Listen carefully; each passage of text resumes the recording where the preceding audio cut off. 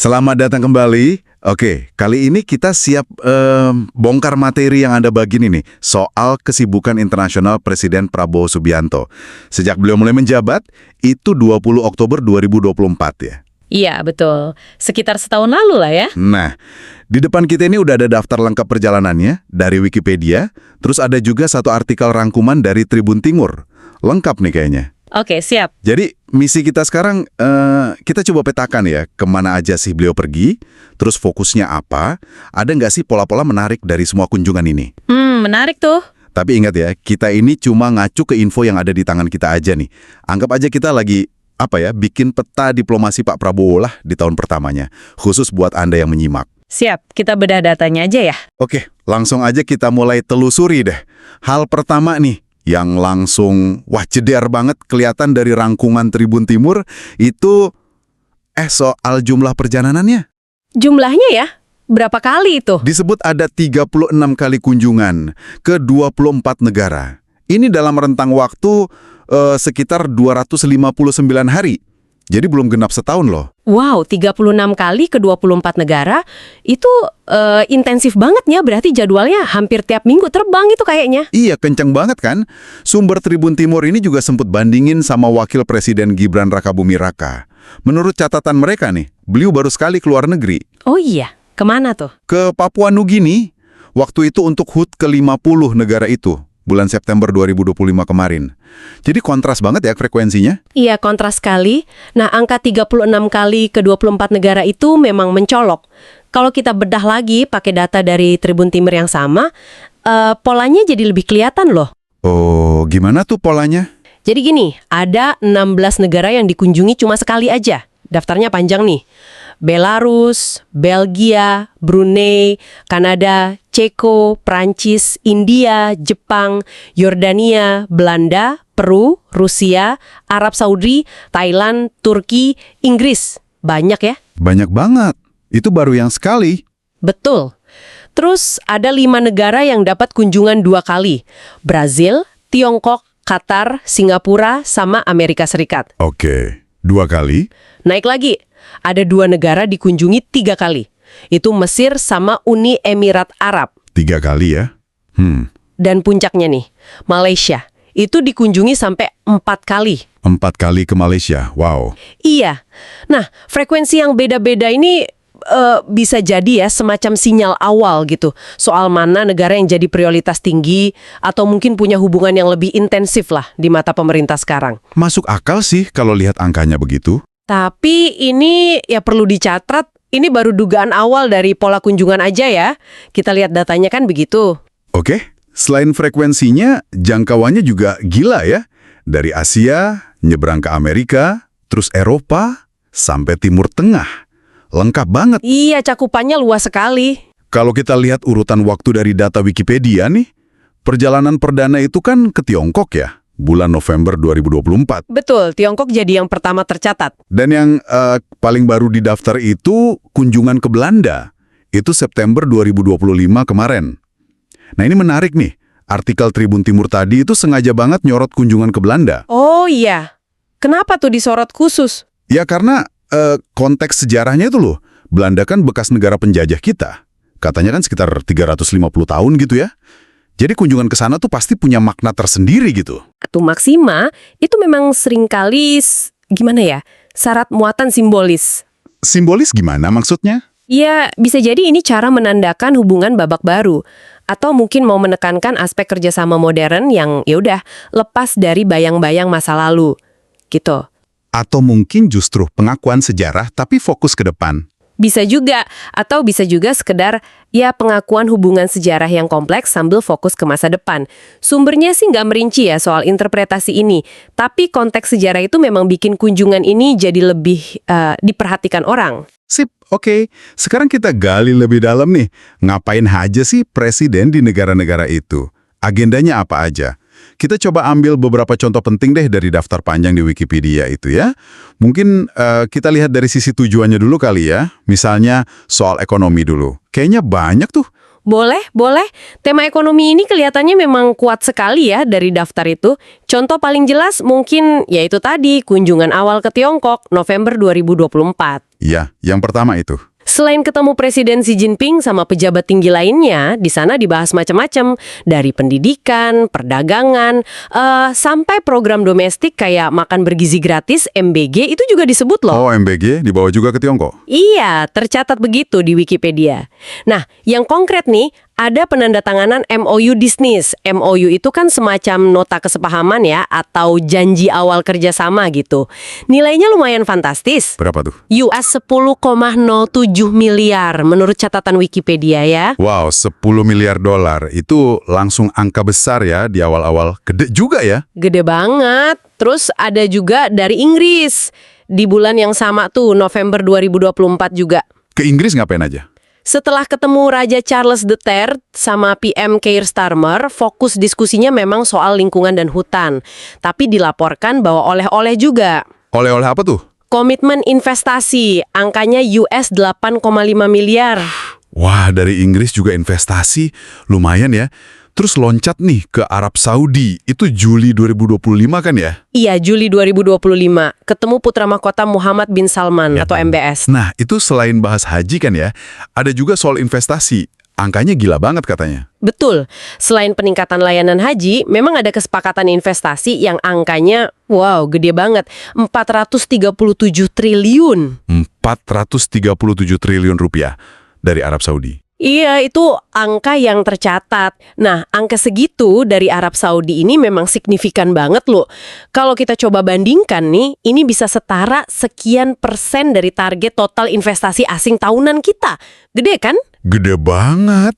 Berarti fokusnya kuat ya narik modal dari Timur Tengah. Kayaknya begitu. Dan nggak cuma untuk urusan haji aja jelasnya, tapi kemungkinan juga sektor-sektor lain. Ini juga nyambung sama upaya mendorong perjanjian ekonomi lainnya. Perjanjian lain kayak gimana tuh? Misalnya di catatan Wikipedia disebut ada penandatanganan ICA-CEPA sama Kanada. Itu bulan September 2025. CEPA itu gampangnya perjanjian biar dagang antara dua negara jadi lebih gampang dan murah gitulah. Oh, kayak FTA gitu ya, tapi lebih luas. Kurang lebih begitu, Comprehensive Economic Partnership Agreement. Nah, begitu juga ada dorongan buat nyelesain EU-CEPA sama Uni Eropa. Itu pas kunjungan ke Brussels, Belgia, Juli 2025. Jadi jelas banget ya polanya kelihatan. Ekonomi, investasi, perdagangan itu jadi prioritas utama. Kencang banget didorongnya. Oke, jelas banget ini soal ekonomi. Nah, sekarang gimana dengan isu-isu strategis atau geopolitik? Kan dunia lagi panas dingin nih situasinya. Nah, itu juga kelihatan jelas kok dari agenda pertemuannya. Contohnya kunjungan ke Amerika Serikat. Itu November 2024 juga kan barengan sama ke Tiongkok dan Inggris. Iya, di awal-awal banget itu. Ketemu siapa aja di AS? Ketemu Presiden Biden, terus Menhan Lloyd Austin, bahkan Direktur CIA William Burns, sama US Indo juga. US Indo itu lembaga non-profit AS Indonesia ya. Lengkap ya petingginya. Fokusnya apa tuh pembicaraannya? Nah, isunya strategis banget. Soal Indo-Pasifik yang bebas dan terbuka. Ini istilah keren lah, intinya memastikan jalur laut dan perdagangan di Samudra Hindia sampai Pasifik itu aman. Nggak didominasi satu kekuatan aja gitu. Penting itu buat Indonesia ya? Penting banget. Terus isu Laut Cina Selatan juga dibahas. Plus transisi energi bersih, rantai pasok global. Isu Gaza juga disebut dibahas di AS. Wah, lengkap ya. Nah, selain ke AS, kan ada juga tuh kunjungan ke Rusia. Itu Juni 2025 ya? Betul, Juni 2025. Itu gimana? Kan AS sama Rusia lagi nggak akur gitu ya. Kok presiden ke sana juga? Justru itu yang menarik kan? Di Rusia, presiden jadi pembicara utama malah di SPIEF. Itu Saint Petersburg International Economic Forum. Forum ekonomi tahunan gede di Rusia. Oh, jadi pembicara utama. Iya, dan ketemu langsung sama Presiden Putin. Pembahasannya juga strategis banget. Pertahanan, energi nuklir, teknologi, sampai potensi FTA, Perjanjian Perdagangan Bebas dengan EAEU. EAEU, apa itu? Eurasian Economic Union, itu blok dagang yang isinya Rusia sama beberapa negara bekas Soviet lainnya. Jadi ini kayak upaya membuka pasar baru sekaligus yaitu tadi menjaga hubungan dengan kekuatan besar selain AS dan Tiongkok. Jadi kayak main di banyak kaki gitu ya, menjaga hubungan baik ke semua arah, biar nggak memihak. Bisa dibilang begitu. Kayaknya ini sesuai sama prinsip 1000 kawan 0 musuh yang juga pernah disebut dalam pidato di forum lain kan ya? Oh iya, pernah dengar itu. Nah, selain isu pertahanan dan ekonomi tadi, ada satu isu lagi yang konsisten muncul di banyak kunjungan, terutama ke Timur Tengah. Isu apa tuh? Isu Palestina atau Gaza. Ini disebut spesifik waktu kunjungan ke Uni Emirat Arab, UAE. Yang kedua atau ketiga ya, kalau nggak salah April 2025 itu. Disebut eksplisit ya soal Gaza. Iya, dan kemungkinan besar juga dibahas pas ketemu pemimpin Qatar, Yordania, Mesir, bahkan Turki. Catatan Wikipedia juga nyebut loh, isu Palestina sama Ukraina dibahas dalam kunjungan informal ke Inggris. Itu setelah dari Arab Saudi sebelum ke Brazil. Jadi ini isu yang kayaknya dibawa kemana-mana sama Presiden.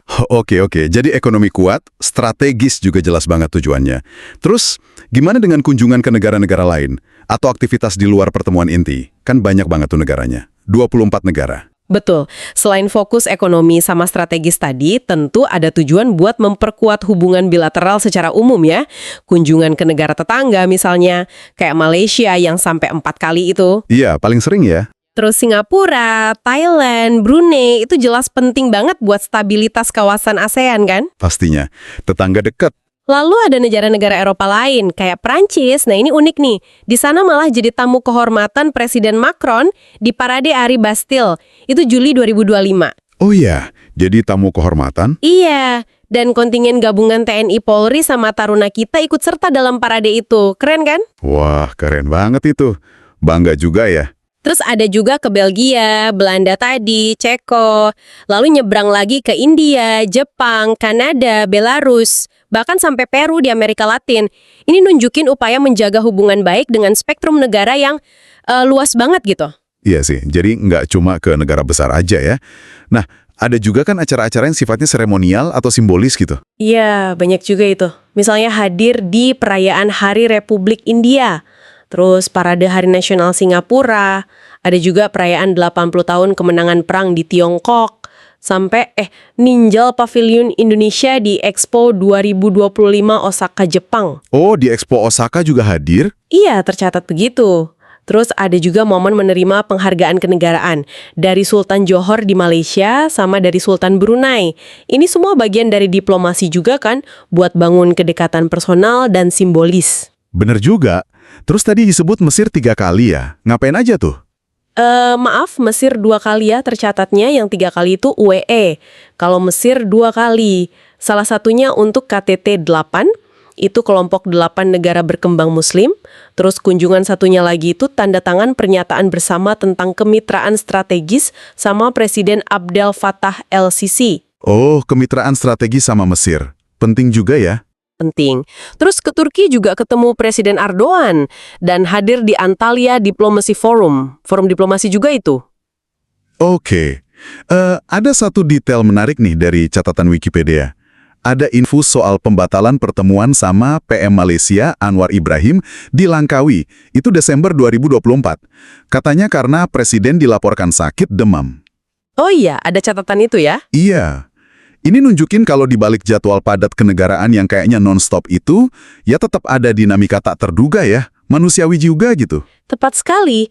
Namanya juga jadwal padat banget kan? Dan jangan lupa juga, ada kaitan langsung dengan agenda domestik yang dibawa ke luar negeri. Maksudnya gimana tuh? Tadi kan udah disinggung soal program makan bergizi gratis, MBG, yang dibicarakan di Tiongkok. Oh ya, betul. Terus pas di Arab Saudi, selain investasi gede tadi, fokusnya juga soal peningkatan layanan haji. Bahkan ada rencana bangun kampung haji Indonesia di Mekah. Kampung haji. Wah. Iya, Presiden juga sempat umroh di sana. Nah ini contoh bagaimana diplomasi itu dipakai juga untuk mendukung program prioritas di dalam negeri. Jadi nggak melulu urusan luar negeri murni ya? Betul. Menariknya lagi nih soal promosi MBG tadi. Itu kan disebutnya pas di Tiongkok ya, bukan di negara donor tradisional barat gitu. Ini bisa jadi ya, ini interpretasi tapi bisa jadi sinyal mencari model dukungan atau pembelajaran alternatif untuk program dalam negeri, lepas dari kerangka yang biasa gitu. Menarik juga sudut pandangnya. Bisa jadi ya. Tapi ya itu tadi, sumbernya cuma mencatat fakta pertemuannya aja. Interpretasi lebih lanjutnya ya perlu data lain. Oke, kebayang sekarang. Ragam tujuannya ya. Dari ekonomi, strategis, bilateral, sampai terkait program domestik. Nah, satu lagi yang penting kan, soal pertemuan multilateral yang rame-rame itu. Di catatan Wikipedia ada tabelnya juga kan ya? Betul, partisipasi di forum multilateral ini krusial banget. Dari data Wikipedia, kelihatan Presiden hadir di KTT APEC. Itu kerjasama ekonomi Asia Pasifik ya, di Peru tahun 2024. Iya, APEC Peru. Terus KTT G20, kelompok 20 ekonomi terbesar dunia. Itu di Brazil 2024. Lalu KTT G8 di Mesir 2024. KTT ASEAN, negara-negara Asia Tenggara, itu di Malaysia 2025. Lengkap ya, forum regional dan global. Belum selesai, bahkan hadir juga di KTT BRICS. Itu kan blok Brazil, Rusia, India, Tiongkok, Afrika Selatan, plus anggota baru ya. Itu di Brazil juga 2025. Terakhir, sidang umum PBB ke-80 di New York, September 2025. Wah, BRICS juga hadir ya. Padahal Indonesia belum jadi anggota kan? Belum, tapi mungkin sebagai undangan atau mitra. Datanya nggak rinci soal status kehadirannya, tapi yang jelas hadir. Dan masih ada rencana hadir lagi di APEC Korea Selatan sama G20 Afrika Selatan tahun berikutnya.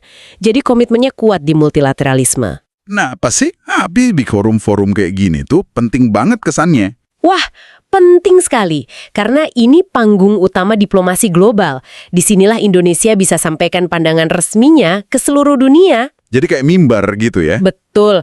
Contohnya di KTT BRICS itu, menurut catatan Wikipedia, Presiden pidato soal kerjasama negara-negara Global South, negara berkembang gitulah ya, dan mengulang lagi prinsip diplomasi 1000 kawan, 0 musuh itu. Oh, prinsip itu diulang lagi di forum internasional ya? Iya. Selain itu, forum ini kan tempat negosiasi kesepakatan besar dan cari solusi bareng untuk isu-isu global, kayak perubahan iklim, keamanan, pandemi, macam-macam lah.